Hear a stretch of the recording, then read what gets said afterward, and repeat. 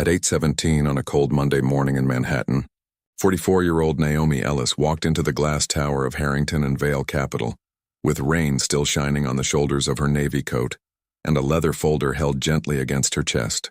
She was a black woman with soft brown skin, short natural curls, thin gold glasses, and the calm posture of someone who had spent a lifetime learning not to let strangers see when they had hurt her. Her shoes were modest, her purse was simple, and the only expensive thing she wore was a small gold watch that had belonged to her father, a man who had cleaned office buildings at night and always told her that dignity was not something rich people gave you. It was something no one could take unless you handed it over. Naomi had arrived for a 9-call meeting with Richard Harrington, the CEO of one of the fastest-growing investment firms in the country. The meeting was supposed to finalize a massive private equity partnership for the Ellis Family Trust, a client relationship worth nearly $1 billion over 5 years. But Naomi did not arrive with cameras, assistants, or a security team. She came alone because she wanted to see the company the way ordinary people saw it, before she trusted them with her family's legacy. At the front desk, a receptionist named Claire checked the schedule, saw Naomi's name, and smiled politely. "You're early, Ms. Ellis. Please have a seat. Mr. Harrington's office has been notified." Naomi thanked her, sat near the tall window, and opened a folder containing printed notes about scholarships, housing programs, and medical research grants. The deal would fund if it closed. Subscribe to EchoStory for stories about hidden power, dignity, and the moment respect is demanded by truth.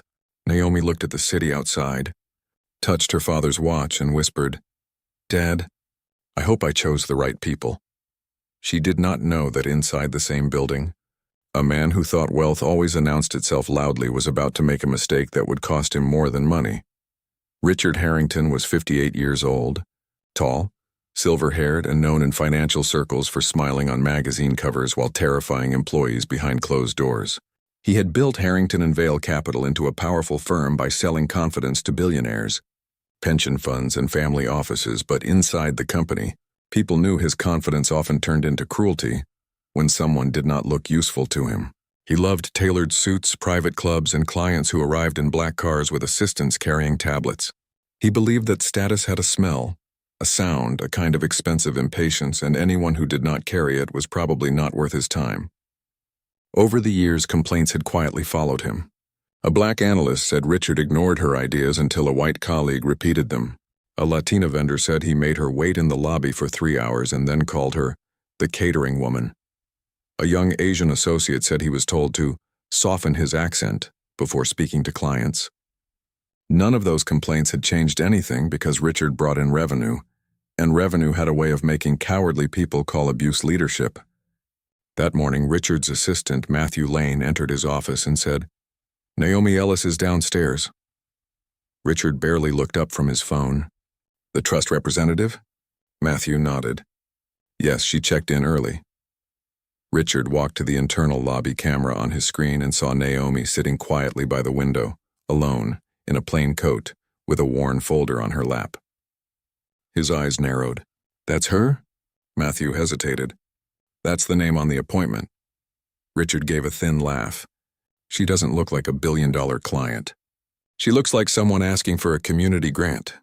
Matthew did not laugh, but he also did not challenge him. Richard picked up his coffee. "Let her wait. If she's important, she'll prove it." Then he added, "And don't bring her to the executive lounge. Put her with walk-ins." Matthew nodded, and with that one instruction, the day began to bend toward disaster. At 9 Mo, Naomi stood when Claire approached and said softly, "I'm sorry, Ms. Ellis, Mr. Harrington is running a few minutes behind." Naomi smiled with the patience of someone who had heard that phrase many times in rooms where she was the only black woman. "That's okay. I understand." At 9:45, a group of white men in suits came through the lobby laughing, and one of them was immediately escorted upstairs even though his meeting had not been on the morning schedule. At 10:30, Claire looked embarrassed when she offered Naomi coffee in a paper cup, while other visitors were taken behind glass doors to the executive lounge where silver trays and real cups waited. At 11:15, Naomi asked if the meeting was still happening, and Matthew came down himself, glanced at her shoes, then at the folder in her hand, and said, "Mr. Harrington is extremely busy today.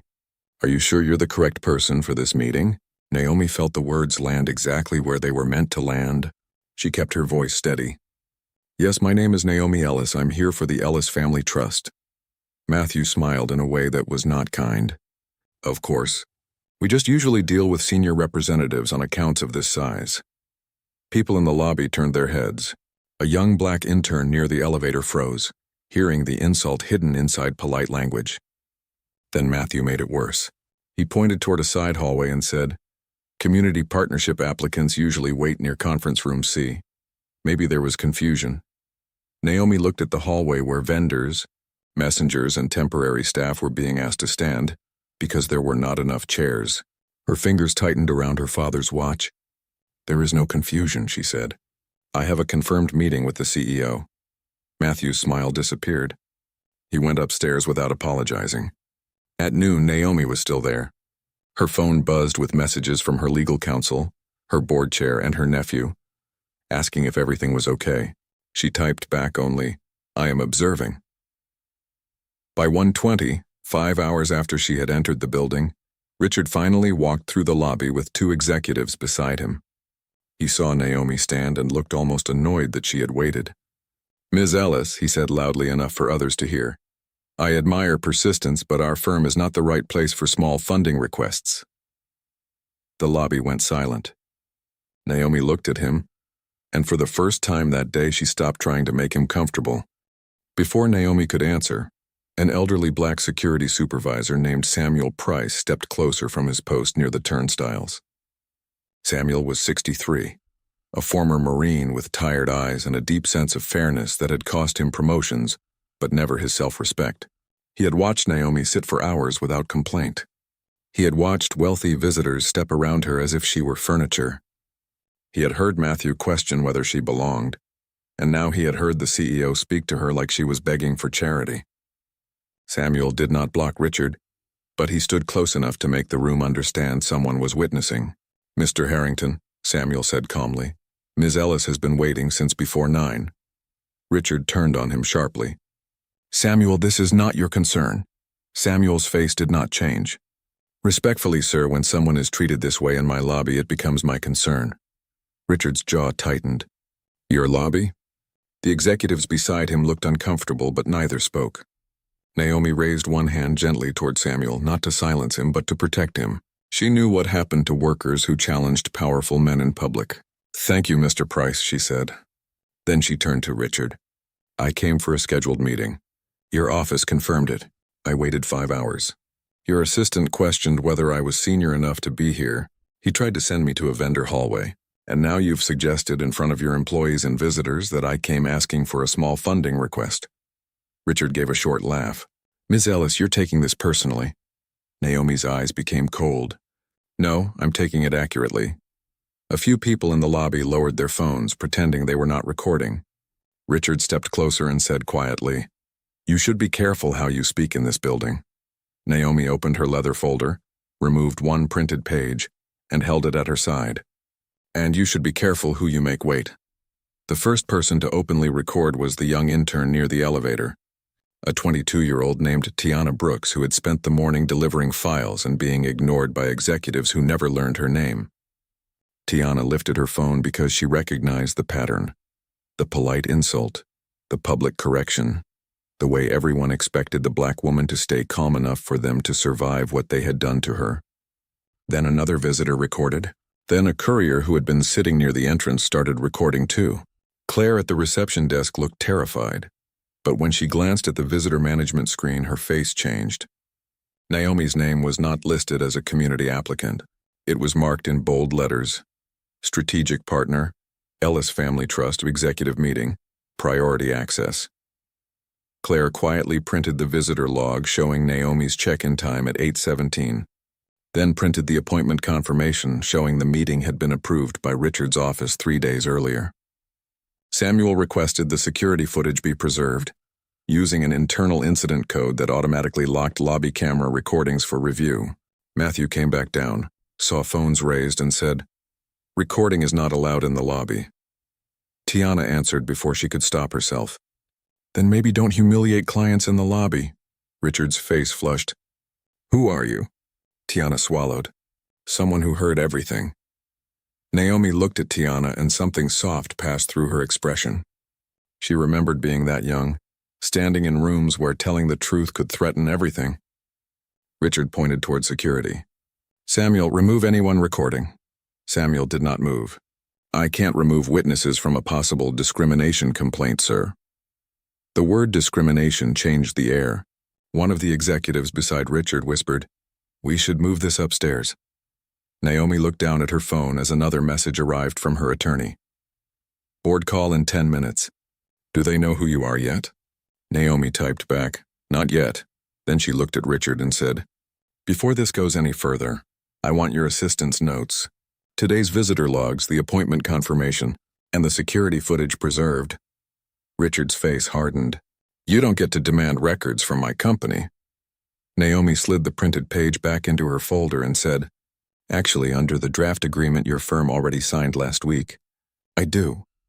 At 1:42, Richard's private phone began vibrating in his jacket pocket. He ignored it once. Then Matthew's phone began ringing. Then one of the executives beside Richard looked down at his screen and went pale. "Richard," he whispered. "It's Evelyn Carter from the board." Richard snatched his phone and answered with forced calm. "Evelyn, I'm in the middle of something." The voice on the other end was sharp enough that people standing nearby could hear fragments. "Where is Naomi Ellis?" Richard's eyes flicked toward Naomi. "She's here." Evelyn said, "Why has our billion-dollar client been waiting for 5 hours?" Richard's mouth opened, but no words came. The executive beside him stepped back as if distance could save him. Evelyn continued, "Her counsel just notified us that the client arrived at 8:17, was denied executive access, was publicly questioned, and may have been discriminated against in our lobby. I am looking at a copy of the visitor record right now, Richard. It says strategic partner. It says priority access. It says your office confirmed the appointment." Richard stared at Matthew, and Matthew stared at the floor. Evelyn's voice became colder. "We have 3 board members already on emergency call. Bring Ms. Ellis upstairs now and do not speak another word to her without counsel present." Richard's skin lost color slowly, like someone had opened a drain beneath him.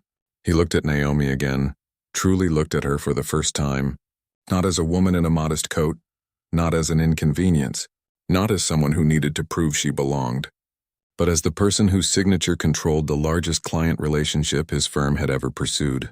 Naomi did not smile. She did not enjoy his fear.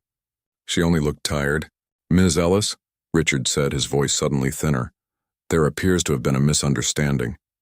Naomi held his gaze. "No, Mr. Harrington. A misunderstanding is when someone gets the time wrong. This was a decision repeated for 5 hours." Evelyn's voice came through the phone again. "Put her in the boardroom." Naomi turned to Samuel and Tiana. "Please remain available. What you witnessed matters." Then she walked toward the executive elevators, and the lobby watched Richard follow her like a man walking behind his own judgment. The boardroom on the 42nd floor had glass walls, leather chairs, and a long black table polished so brightly that Naomi could see her reflection in it as she entered. 3 board members were already on video, 2 more sat in person, and Evelyn Carter, the firm's general counsel, stood at the head of the room with a folder full of printed emails. Richard tried to recover his voice. "Naomi, I want to personally apologize for the delay." Naomi sat down slowly and placed her father's gold watch on the table beside her folder. "My father wore this watch while cleaning buildings like this one," she said. "He used to tell me that some people respect the office but not the person cleaning it. Today I wanted to know whether your firm respected people before it knew their net worth." No one moved. Naomi opened her folder and removed the signed preliminary agreement. The Ellis Family Trust was prepared to move $980 million into a strategic partnership with Harrington and Vale, with projected fees, renewals, and follow-on capital. The relationship would cross $1 billion within 5 years. The first tranche was scheduled for transfer after today's meeting. Richard swallowed hard. Naomi continued, "I came alone because I wanted to observe your culture. I watched visitors treated differently based on appearance. I watched your assistant question whether I was senior enough to attend my own meeting. I watched him try to move me to a side hallway. I watched your CEO publicly reduce me to a small funding request. And I watched a security supervisor and an intern Show more courage than the executives responsible for this building. Evelyn closed her eyes for a moment. One board member muttered, "Dear God." Richard leaned forward. "Naomi, please, this is not who we are." Naomi looked at him with deep sadness. "It is exactly who you were when you thought I had no power." The sentence landed harder than shouting. Naomi then turned to the board. "I was not worthy of respect because I was a billion-dollar client. I was worthy of respect when I was a woman sitting quietly in your lobby." Richard's face turned completely pale. The deal, the reputation, the future of his company, all of it now rested in the hands of the woman he had decided did not look important. Within 24 hours, the board placed Richard Harrington and Matthew Lane on administrative leave, pending an independent investigation by an outside law firm. Evelyn Carter personally contacted Naomi to confirm that lobby footage, visitor logs, elevator access records, emails, internal messages, and phone recordings had been preserved. Samuel's incident code had saved everything. The footage showed Naomi arriving at 8:17 and waiting without complaint. Visitor records proved she had been marked for priority executive access. Internal messages showed Matthew writing, "She doesn't look like the real client," followed by Richard replying, "Make her wait. Let's see who calls." Another message from a senior associate referred to Naomi as probably some DEI charity contact, even though her name was clearly attached to the largest pending account in the firm's system. Investigators interviewed Claire, Tiana, Samuel, executives, assistants, and several visitors who had witnessed the lobby confrontation. What they found was larger than one bad morning. Over 4 years, multiple vendors, junior employees, and clients of color had reported being delayed, dismissed, or routed away from senior leadership after being judged by appearance. Some complaints had reached HR. Some had been marked personality conflict. Others had disappeared into confidential settlements. Samuel admitted he had seen patterns for years but had never been asked formally until now. Claire admitted she knew Naomi's appointment was high priority but felt too afraid to challenge Matthew. Tiana cried during her interview, saying, "I thought if I spoke, I'd lose my internship. But when I saw Ms. Ellis treated like that, I realized silence is how they keep doing it." The board issued a public statement acknowledging a serious failure in leadership and culture. Richard's supporters tried to call it a misunderstanding, but the documents made that impossible. Naomi did not give interviews. She did not celebrate online. She spent that week thinking about her father, about every person who had ever been made to wait, because someone powerful could not imagine greatness in an ordinary-looking black body. 3 weeks later, Richard Harrington resigned under pressure from the board. Though everyone in the industry understood he had been removed, Matthew Lane was terminated after investigators concluded he had knowingly participated in discriminatory treatment and attempted to discourage documentation. The firm lost the Ellis family trust deal, not because Naomi wanted revenge, but because trust, once broken in public, could not be repaired in private. Instead, the nearly billion-dollar partnership went to a smaller minority-led investment firm that had spent years building a culture where receptionists, analysts, cleaners, clients, and board members were expected to receive the same basic dignity. Harrington and Vail faced a civil complaint from former employees and vendors whose earlier warnings had been ignored. The board created an independent ethics office, changed visitor protocols, required bias and leadership training, and tied executive compensation to documented culture reforms. But Naomi did not feel victorious. For weeks she replayed the lobby in her mind. Matthew's smile, Richard's voice, the paper cup of coffee, the executive lounge doors closing for other people, and the way people looked away before they began recording. She had been underestimated before, but this time felt heavier because she had gone there carrying her father's legacy, hoping to fund programs that would help children who grew up like she had. In therapy, she admitted something she had not said publicly. "I kept touching my father's watch because I was trying not to become the angry black woman they expected me to be." Her therapist nodded. "That kind of exhaustion is real." Naomi cried then, not because Richard had hurt her pride, but because his behavior had reminded her of a lifetime of doors opening only after someone checked her credentials twice.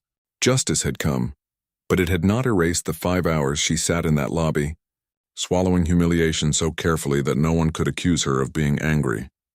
6 months later, Naomi returned to the same building, not to restart the deal, but to speak at the request of the new interim CEO, a black woman named Denise Morgan, who had been appointed after the investigation. The lobby looked different, not because the marble had changed or the elevators had moved, but because the people had. A sign near reception now read, "Every guest is to be treated with dignity before status is known."